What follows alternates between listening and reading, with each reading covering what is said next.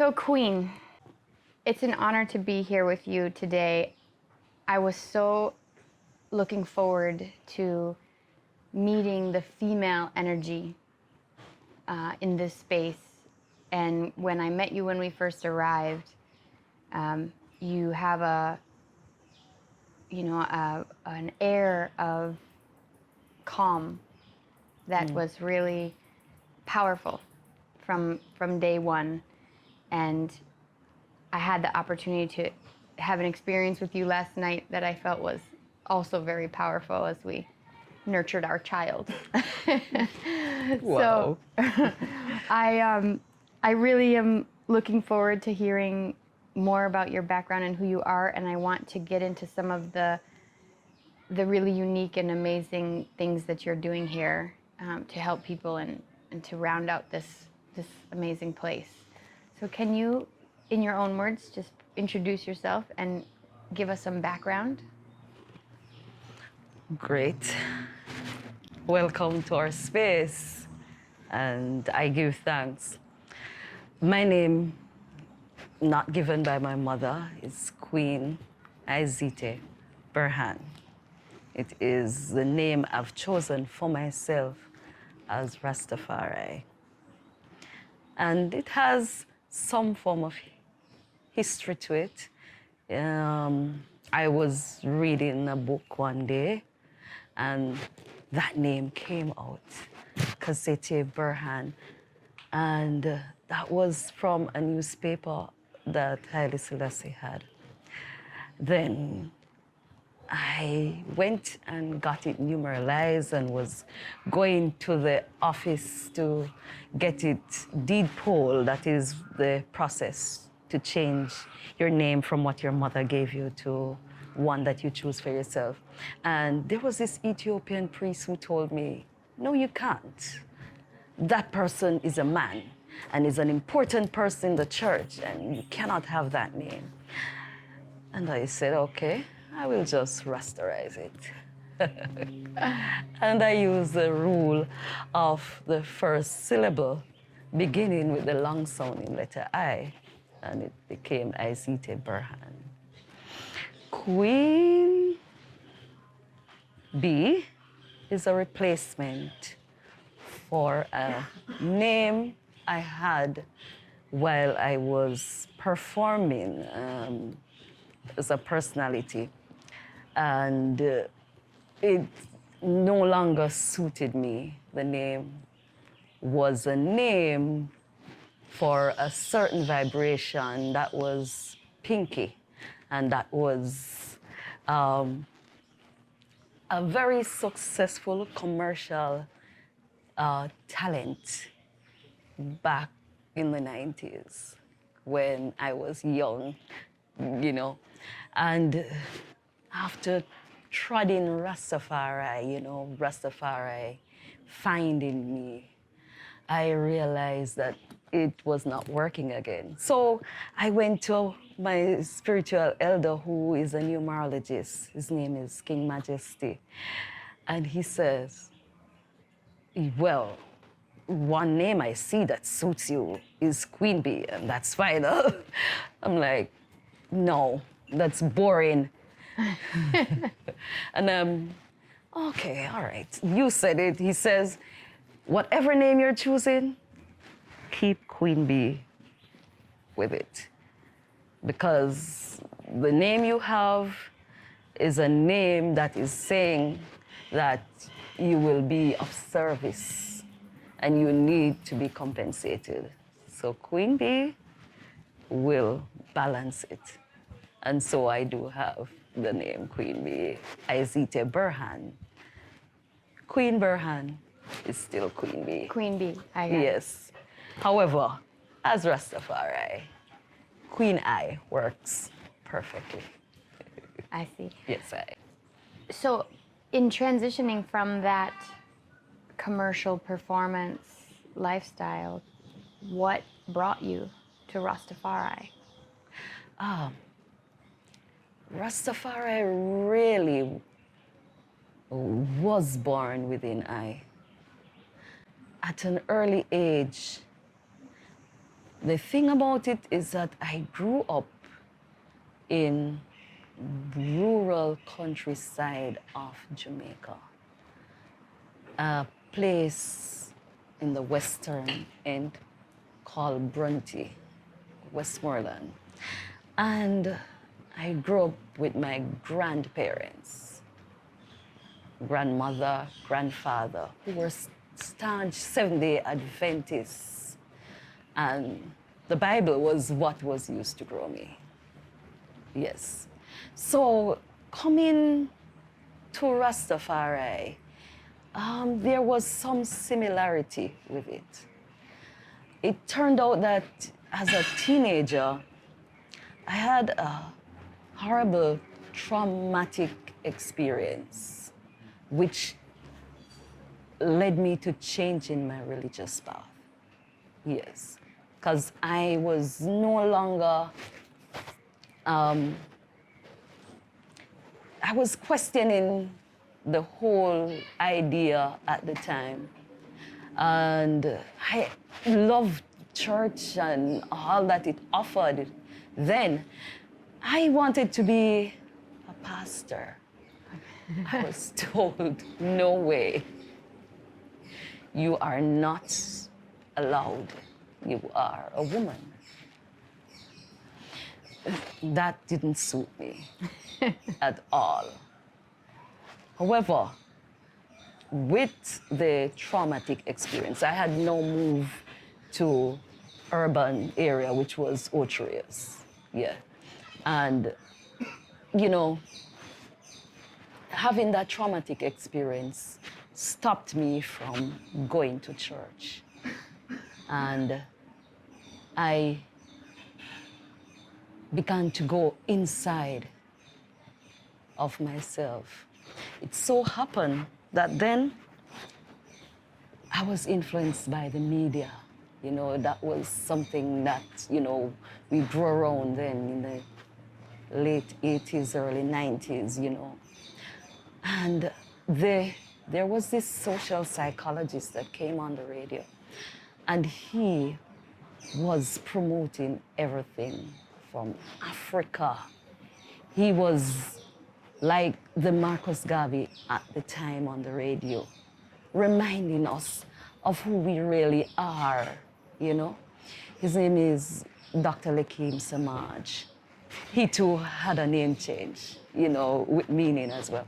And, you know, he really made us aware that the first universities in Sankore, Africa, and he told us about the Sphinx of Egypt, and, you know, it was real. We didn't know this in school. We weren't taught these things. There are places you didn't even know was in Africa. And there was this man promoting Africa and its glory. And he would be, you know, interviewing ordinary people from Jamaica and their success story and how great it is for them to have, you know, not only survived, but thrived, you know. And it puts a perspective to our journey as African people from Africa, where we were kings and queens or whoever we wanted to have been, and we would have known who we were from we were born or even before we were born. And he, as a Rastafari, was there on the radio, educated and educating the masses about what it is, you know, to be grateful, to be from the continent of Africa. And so I wanted to learn more and, you know, search more. He pointed to Marcus Mosiah Garvey, who's our first national hero. And Marcus Garvey is that person who really made big moves in his short time. You know, he started a movement in different countries all over the world, you know, promoting the improvement, you know, of the African born in the diaspora. Yeah. So with all that, after high school, because it was in high school that I got up in the morning Right. to study, and there was this man on the radio that I could not stop listening to. It was very influential. Then again, you know, at that time in the 1990, radio station which began to play conscious music. IRI FM is the name of the radio station. Okay. Yes, and it was all reggae. Being a student of the arts, you know, I was on the speech and debate team. At school, we would, you know, be involved in different poetry and everything, you know, literature and so forth. So our group were interested also in media and music and, you know, the current art of the day. So, you know, listening to this radio station, you know, it was right near to where we were living. And my mother said, "You're so interested in journalism and all of this. I'm going to apply for a job," you know, and I did. And it so happened that I went there. The very first person I spoke to was actually the news editor at the time. He's a Rasta man. All right. Strange enough. And he said, "Well, there's no space at the moment, but there's a vacancy for a librarian, a record librarian." Then was the days of vinyl. Okay. Wow. Yes, and it was all reggae. It was an all reggae radio station. So, you know, he said, "Well, you could apply, you know," and I applied. I went there. The person who interviewed me, Clyde Mackenzie, the general manager, he knew my school principal. And it was quite easy, even though I had a knowledge of music, of reggae music, which, you know, I knew the songs. He gave me a quiz and I knew those songs and so forth. So he did say, "Okay, fine. You're through the gate." Yes. Record so, librarian. So that's how yes. you got in initially. Yeah. It's a Yes. unique job. Yes. Interesting too. I bet. And then I was young and agile and made myself flexible. So in every department, I would meddle somehow.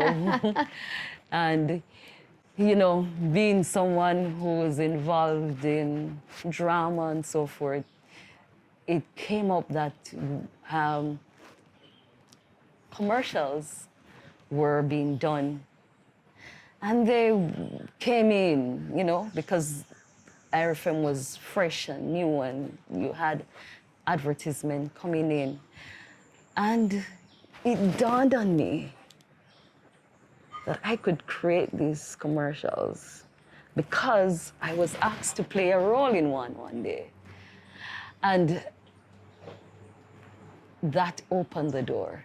And that was the We performance, began the segue writing into the these performance. scripts in Jamaican patois.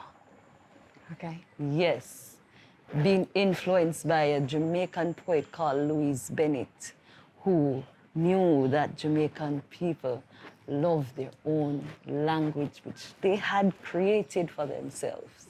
And so, Barbara Lindsay, the name Pinky, I got for that, and she got Juby.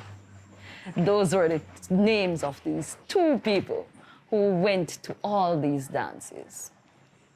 So we would just begin this exciting commercial in Jamaican language. And People even called the manager of the radio station, then the program's manager, Carl Young, who was also the owner, and said these things should not be a national radio. But he loved the controversy, and he loved the requests that people were putting in for our advertisements. And they were like 15-second skits in Jamaican language, which tell you where dance would be keeping in different parts of the island. And when our commercials played, I tell you, people went to these dances looking for us. Oh, that's amazing. That Yes. shows you how hungry they were for that. Yes, Jamaican people Recognition love of their the- own. Right. They really love their own. And, you know, it was quite an amazing thing because Barbara grew up in a space which is inner city Kingston. Okay. So the jargon from there, with my rural Right. accent and all, we just use them intertwinably to create these wonderful commercials. That spoke to both Yes. And country it's- and the city, yeah. Yes, and it's Jamaican, for real. Yes, so phrases that were used in countryside was, Do you remember any of them? why do people always do this to me?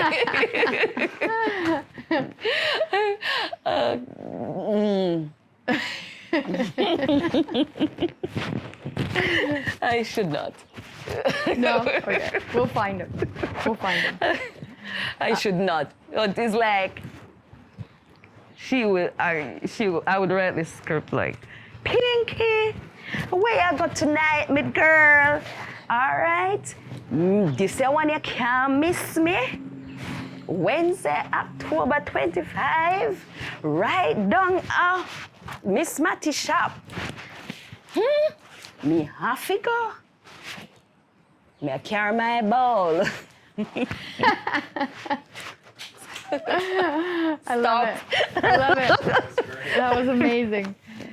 Yeah, I could see how that would lure people in, right? You want to be Yes, around so- those people.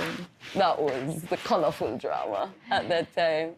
And You so, know- so you're doing this and around all of these people now that are in this Rastafari movement, right? And then the library is what really assisted me with the music. So I was around Rastafari for real, you know. Yeah. The first time I really tasted Ital food was from a Rastaman who came in with some music, and he also was doing a program at that time. His name is Ras Basil Walters. Yeah, they call him Ras Bass at the time. Ras Bass. Yeah, he had a half-hour program, you know, featuring, you know, origins of Rastafari too. And, you know, he came into the library. The library was like the gathering place, I you know, where everybody had to come to for music, Right. for their programs and so forth. And there's also, you know, Elise Kelly, who also had been Rastafari for many years. We got into, she got to be my auntie. I called her my auntie. I loved her so much. She's this beautiful woman I had seen from I was 9 years old on TV. And then getting to meet her. Right. And I'm April 5, she's April 15. Okay. Do we need to say anything more, April? I'm 10. I'm right in the middle. Yes. So, you know that connection I do, that I we do. would have made, you know. Yes, she also was one of the conscious persons on radio as well, you know. When you think of that time, who are some of the top names in reggae that come up? What was the, you know, top 5 Billboard, you know, albums for that group for that time? Okay, so there was Omuja Benaya. who also played the dub music, conscious African rhythms of the 70s, you know, that he was also a part of, and he was also a Rastaman too, you know, who wholeheartedly dedicated himself to the journey of Rastafari, and Elise Kelly. And then there was Bob Clark, who was one of the original foundation members of Rastafari. Of Ariel. Yeah. Yes.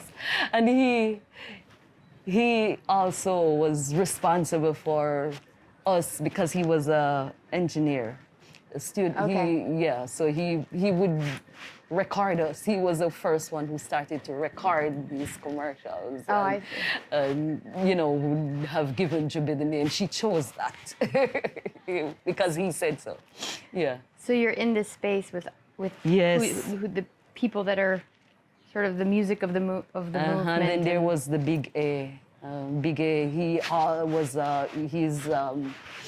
a musicologist. He described himself as a musicologist. So he was responsible for teaching me music, like the theme of certain music, and when they would be used. So he was really, you know, my supervisor at the time too, you know, in the library. Andrea Williams, she also, her name is now Kabu Mahat. She's also changed her name. But she also was very influential because she has this program that has been running from that time even till now called Running Africa. And it's a program also that, you know, highlights things within the Rastafari movement, things within the African diaspora, things African. She's even gone to Africa and have broadcasted live from Africa as well. Wow. Yes. To this day. Yes, Okay, yes. great. Yeah. And then during this time, you know, some of the things I've seen you do over the past few days, and they are many. You do many things here. But I know you have a skill in herbology and plant medicine. You are making soaps, you are steaming, you are aura cleaning. Are you developing all these skills along the way? Yes, it's along the way. So, you know, I wanted to return to, you know, like school. My parents were like pushing that. So I went to school in City Kingston. Okay. And there it was not as much commercials again. It was more dub plates. Okay. Yeah. So people wanted us to do jingles and intros. Then, you know, for clashes, dance hall. Right. Yes.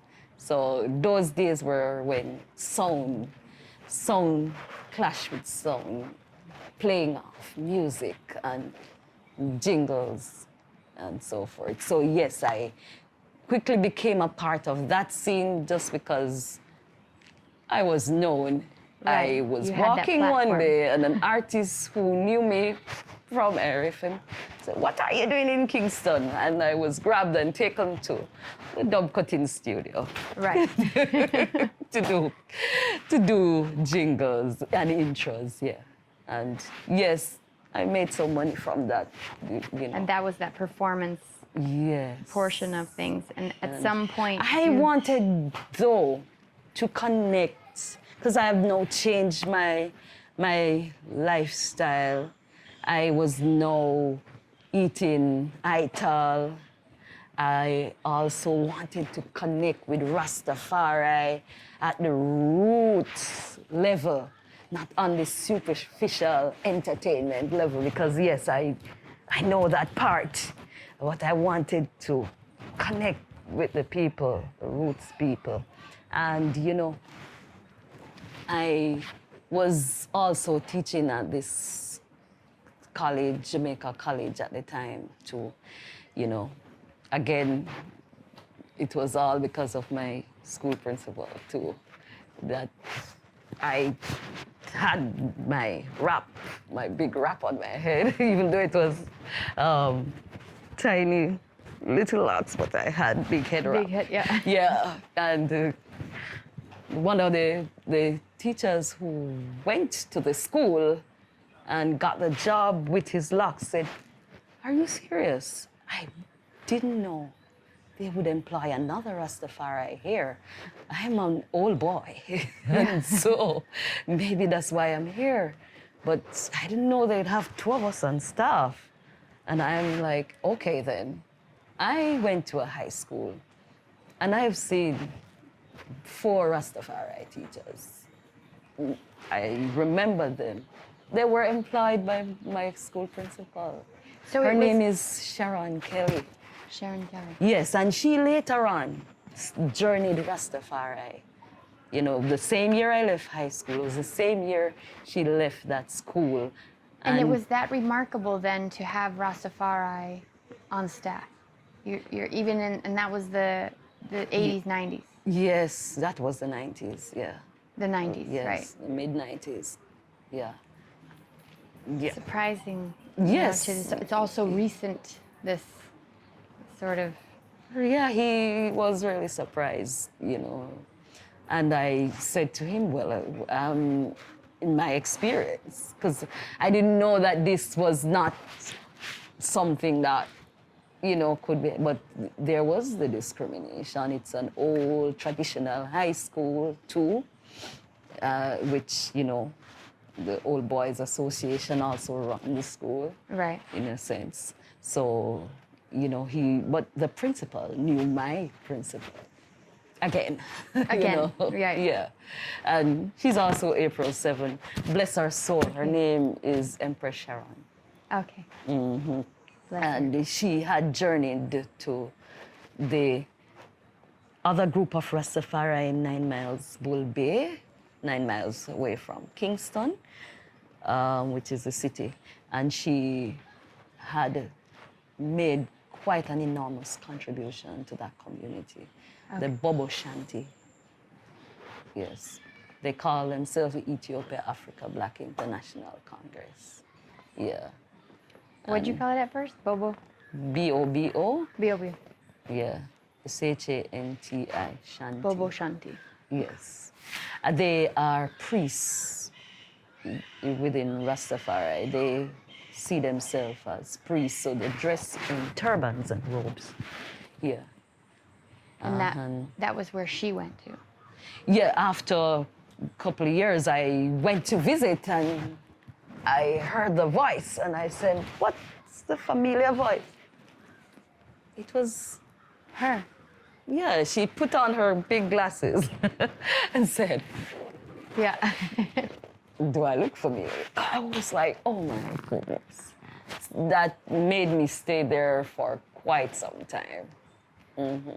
And it was much of a learning experience, you know, in how they treated women and how women, you know, would be given authority to choose some things.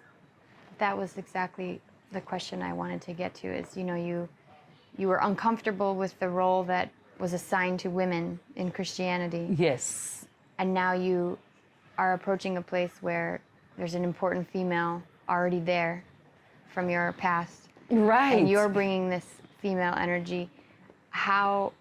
What are some of the ways that you were immediately able to see the difference in how women were positioned in that society? So, okay, they're very strict when it comes on to certain things because, you know, in essence, it's a camp. Mm-hmm. So as women stay to themselves. When I went that day, it was the very first day of my period. Okay, perfect. So I had to go to a journeying house. We talked about this a little bit last night, and what does that mean to go to a journeying house? Mean you stay there for 21 days until you're, you know, clean again. and then you can put up your white flag, indicating that you can now move around the space to the tabernacle area, to the gatehouse, and also, to the general area. But you stayed for 21 days? Behind the scenes, you were cared for. Okay. And this is one principle that I think should return. Maybe not for 21 days, but for that period of time when a woman is menstruating. Oh, yeah. That care that is given, they say they minister to you. With You're other doing- women. Yes. You're with other women. So, and you're not wasting time. You are learning to crochet, you're learning skills that women have, the things that they make, they give it to the brethren who are going on the road to sell them. Okay. But and one woman said to me that, yes, when they first started, it was 7 days. But then another group of women came and said that if we go 21 days, then we can use this as our form of contraception. Ah, Yes. just the separation. Yes. Okay. So just that separation allowed them to do natural family planning. Okay. I understand. Yes. And in that time, the women are there and supporting each other and learning each Yes. other's crafts. And we had discussed, I had this book that I read a long Right. time ago, The Red Tent. Tent, yes. Yes. Yes. And I'll send it to you. And, Yes, and you put up a red flag when that's happening too. yeah. Yeah. And it's, these women would go together during that time. And it was a time for them to not have to do all of the other work around the area. No, well, the to- work at the time was to make sure that you're not using the things that Babylon use. You will be using cloth, and these cloth, they would be washed, Right. and you dig a hole and you give it to Mother Earth. Okay. Yes, and I'm now seeing people are doing this to ganja plants now.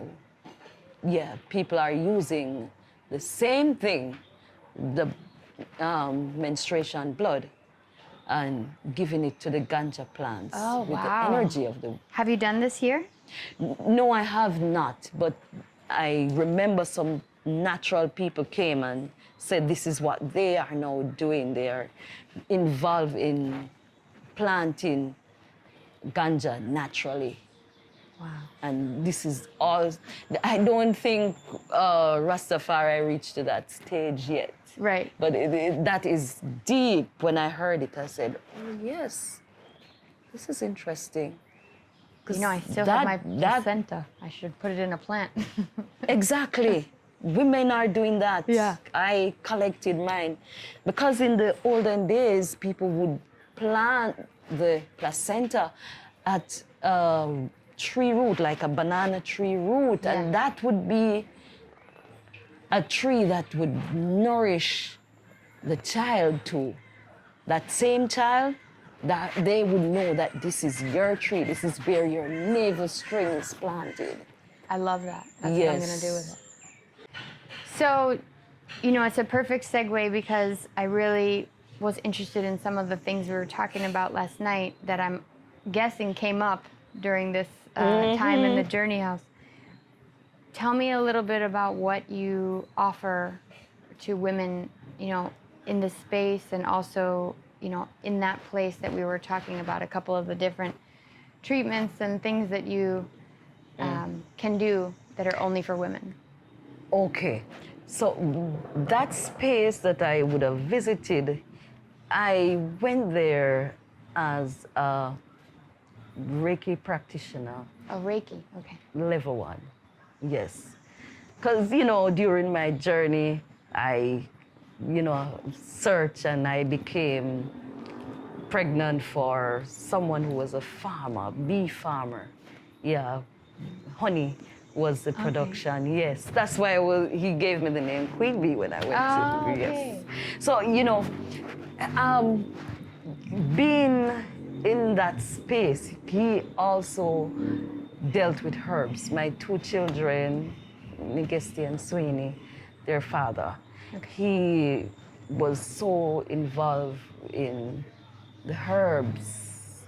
He too had left the system, you know, and had gone to be a farmer and a herbalist, saving himself from all the diseases and the ailments that he would have had as a child and that Babylon would have inflicted on him, you know. So he was a herbalist. And from him, I learned some of the things.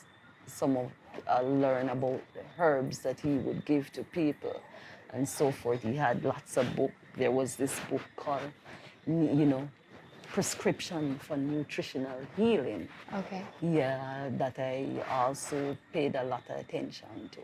So it was informed herbology, you know, that we were practicing at the time. And being Italist, he was Italist. He's 15 years older than I am. And, you know, he was an Italist living that life for many years. Yeah, before I came on the scene. And that's how I learned about the herbs as well. So when I visited while I was living with him, I visited the camp at the time. And as a level 1 Reiki practitioner, you know, still going through my process. And then I assisted you know, the women there, you know, the cramps and so forth. It was encouraging to know that I could be of service by placing my hand, you know, on them, and they're getting the relaxation that Reiki offers. You know, it's a universal life energy that I would be presenting through my hands. And, you know, that was gratifying, you know, to see people relax, you know. I use it for myself every day, and I know that this was one great discovery which I would love to share with the world.